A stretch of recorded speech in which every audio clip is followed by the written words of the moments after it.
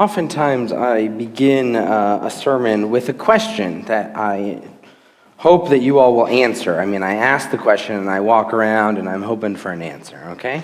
And that's not going to be different today, but usually, sometimes I try to give you guys the softballs. You guys know what I'm talking about? I give you here's the softball so that we can just start to engage with one another. And then that kind of leads me into a sermon, but I am going to start with the end, okay?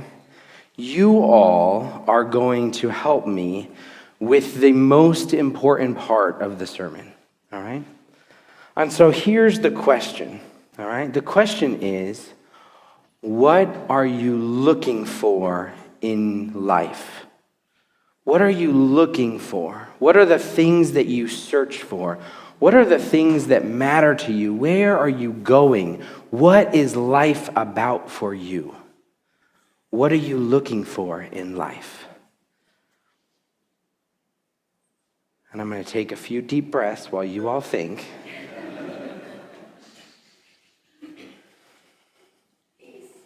We're looking for peace.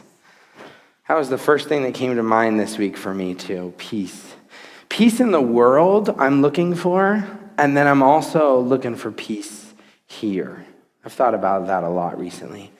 I'm looking for peace out there, but I'm also looking for peace here. Thank you. Yeah, what else are we looking for? God's purpose for me, and it changes.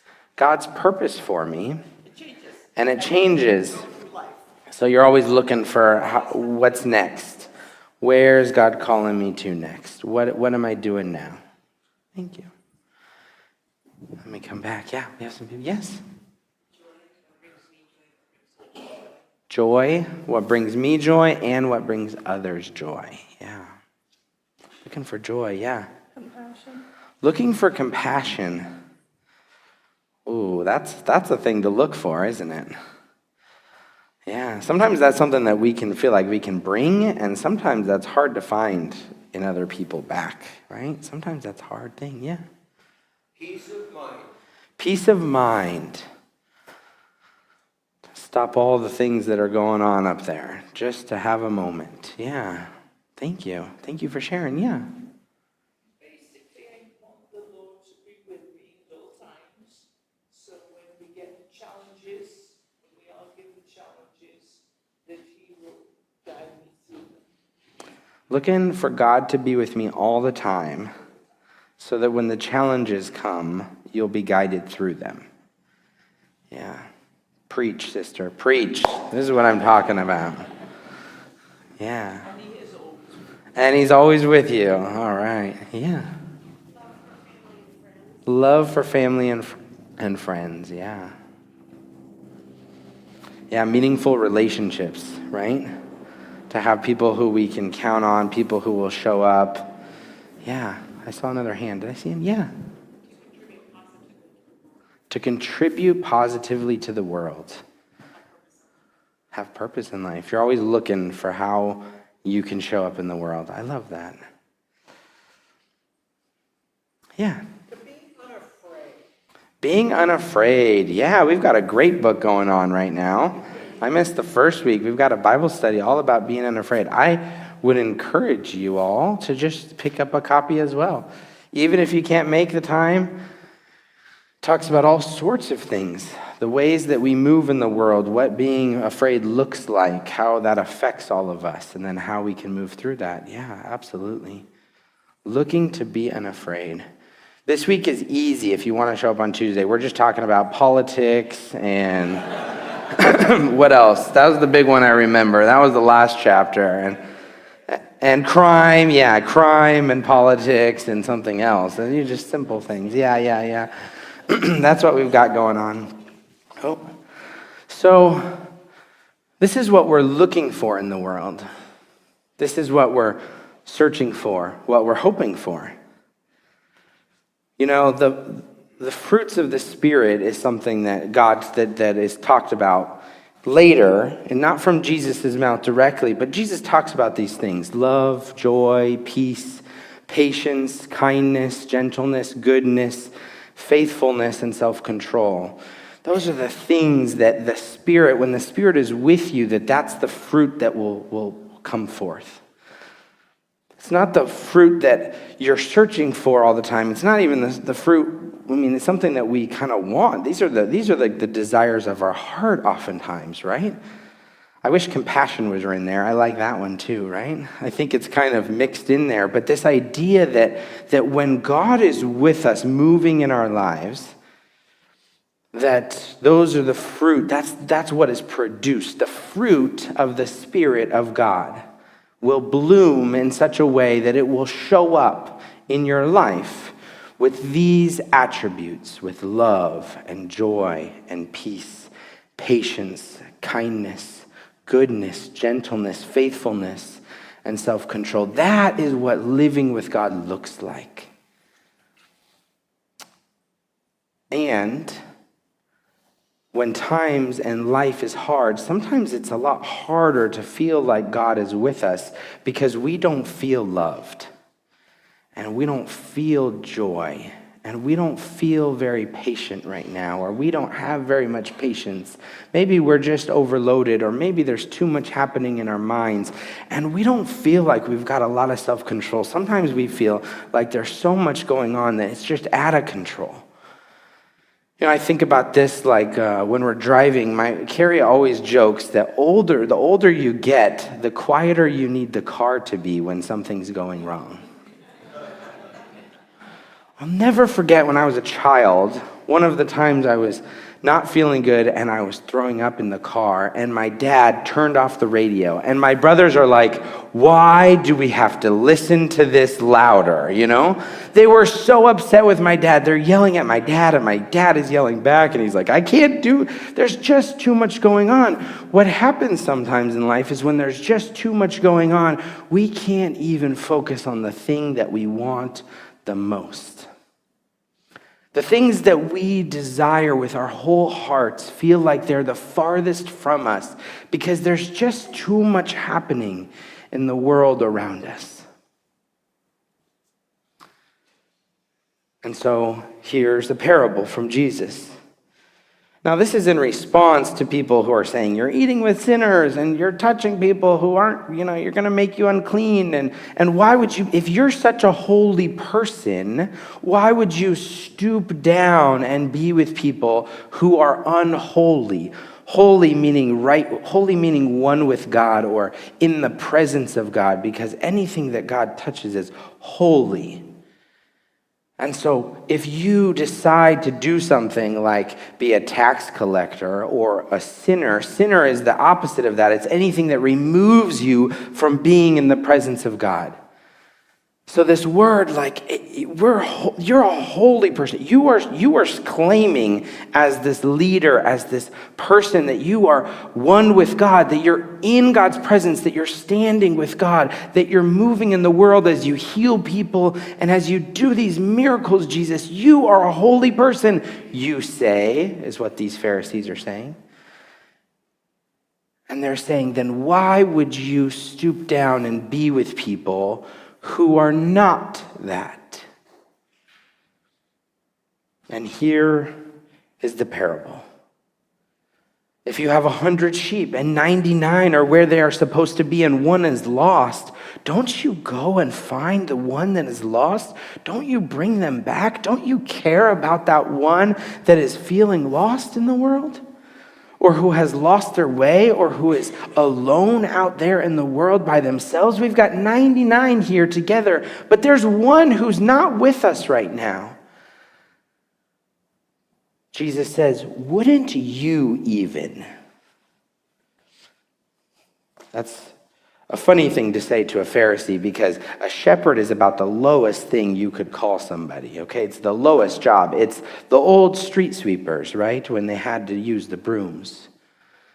And a Pharisee was known or was thought of, was acknowledged as a leader in the community, as a holy person, as somebody who would spend their whole life devoted to being with God and following every law as close as possible so that you could be holy all the time.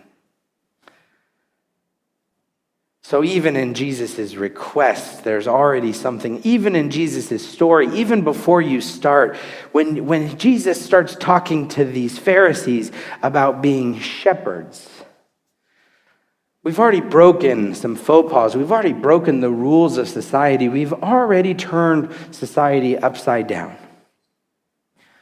People who should not be with other people who should not be going in with 100 sheep in the field anyways. Jesus says, even you would go look for the one who is lost. Because that's what being a shepherd looks like.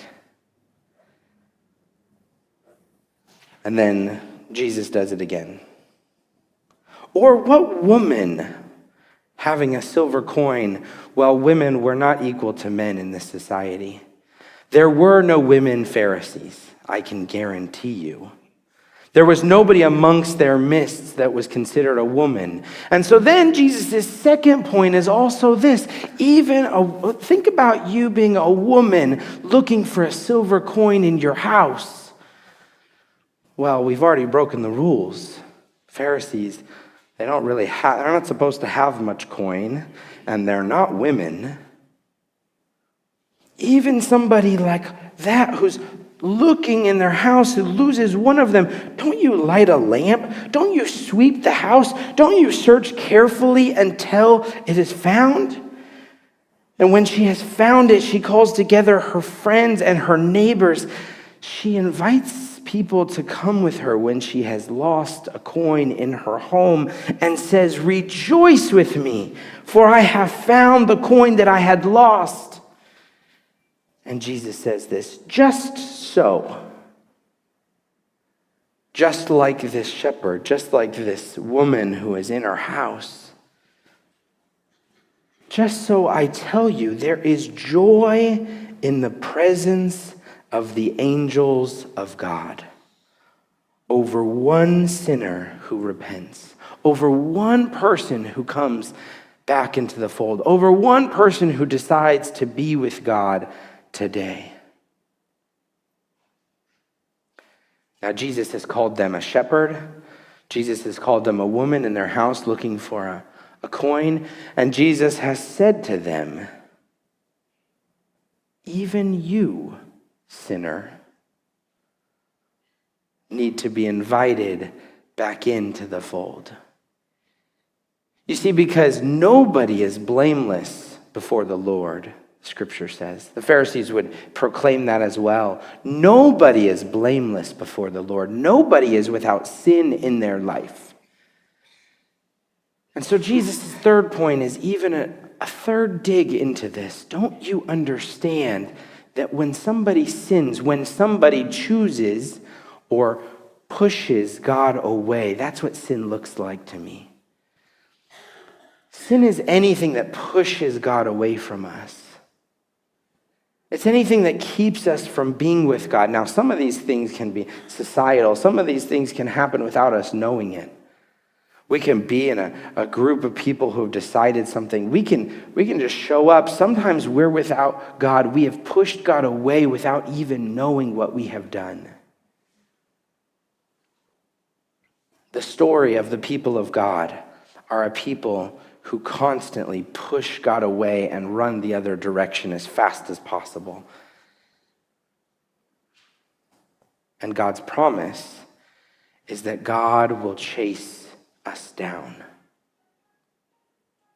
The promises of God are not, I'll be with you if you have done everything right all the time, and if you are blameless before me, and if you are a Pharisee, or if you are a shepherd. That has never been the promise of God. The people of God, oftentimes the leaders in these stories, Moses and Abraham and Sarah and all of the characters in Genesis, all of the fathers of our religion, all of the beginning of what it means to be part of Israel, even Moses and Jonah and the prophets, all of these people are flawed beyond belief, folks. You want to find the worst scum and villainy in the world? Well, just start reading the Bible and look for the people that God uses in life.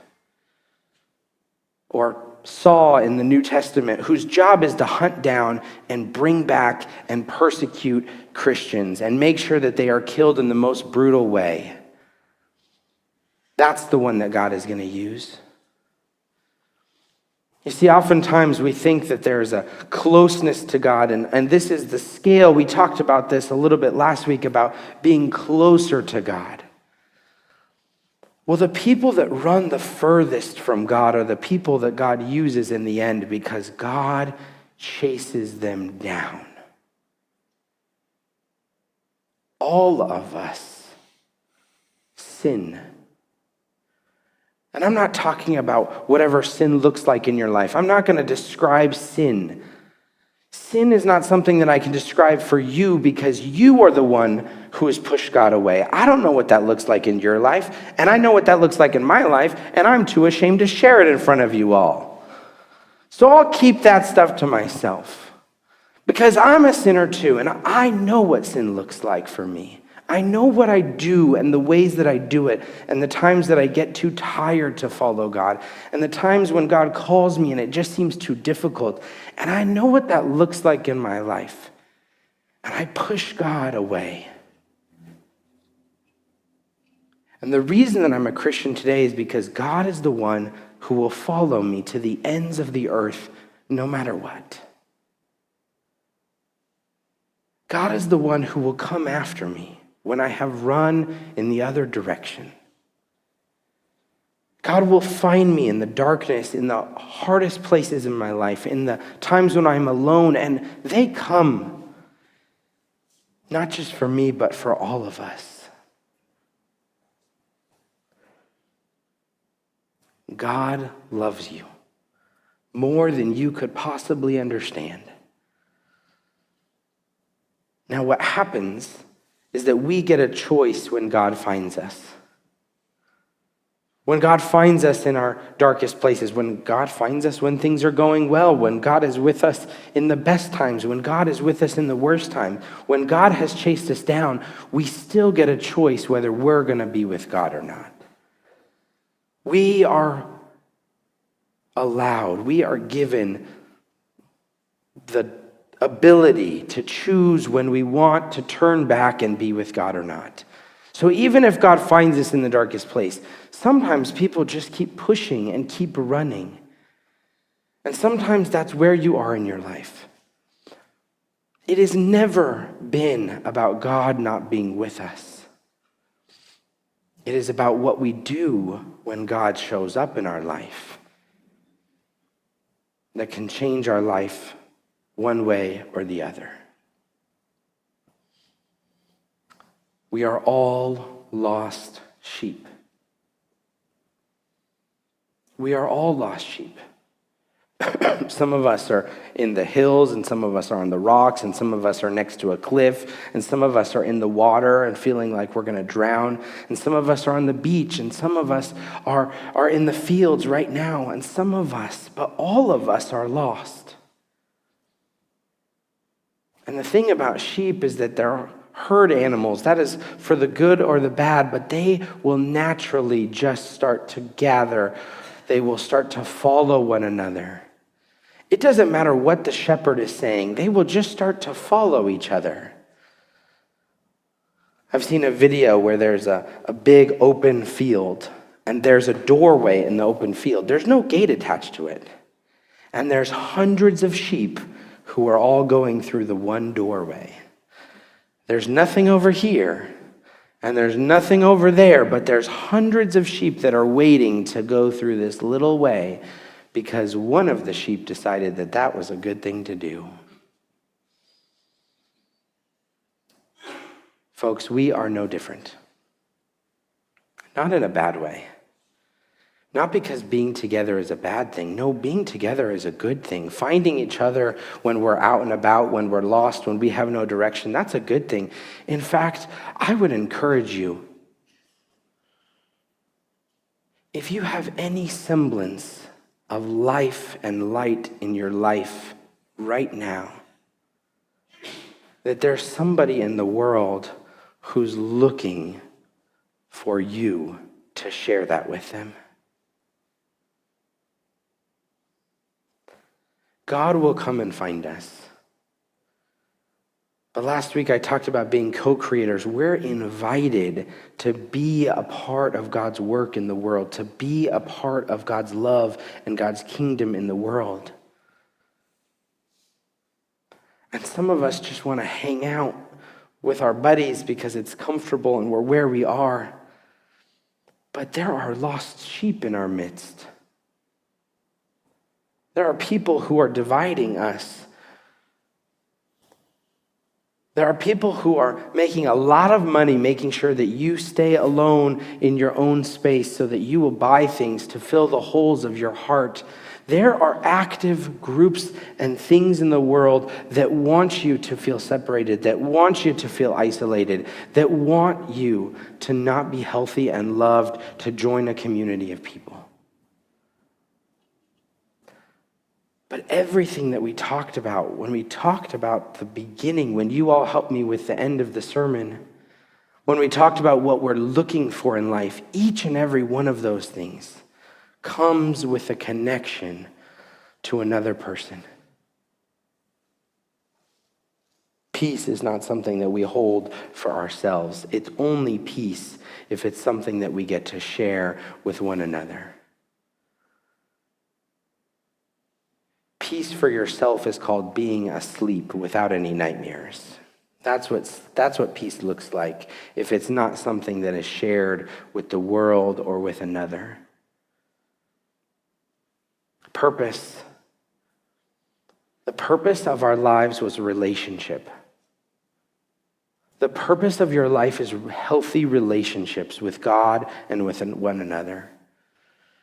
And yeah, that changes and that looks different as we go and that moves in different places. But there is an answer to the purpose of life, folks, and it is healthy relationships with people who love you, with a God who wants the best thing for you. Now, sometimes that feels like it's too far away to be real. But if you know anything about God, that is what life looks like. Being with God, in the presence of God, is what life is and has always been from the beginning and to eternity.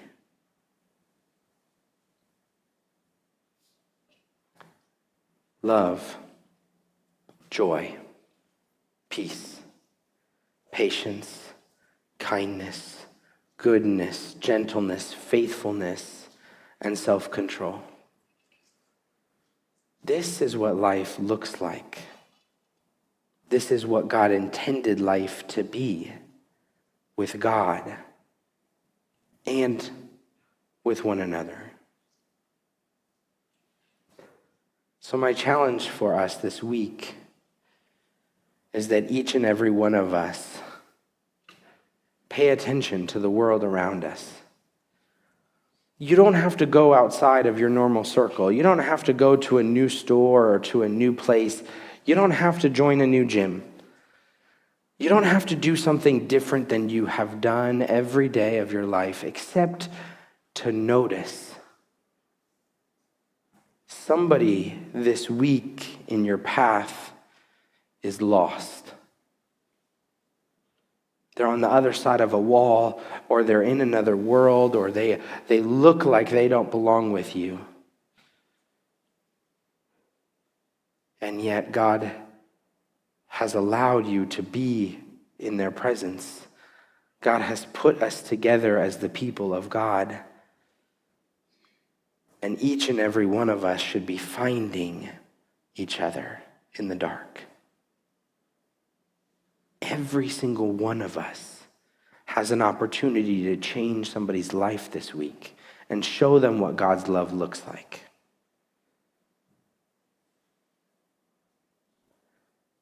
We have a wonderful opportunity to do what we are seeking in the world. And peace starts right here with us, with one another. Folks, the world is divided and in pain. We are sick. We are not feeling good. We are in difficult times. Be the medicine. help change the world. It is up to us, because God is already with them and God is with you. And now we have to say yes to being the hands and feet of God, to be compassion for the world that lacks compassion, to be grace for those who don't deserve it, to be love for those who are lost. Lord, be with us now and always. Be our guiding light. Be the lamp unto our feet. Lead us to one another in love, so that your love and your kingdom can be known in all this world, now and always. Amen.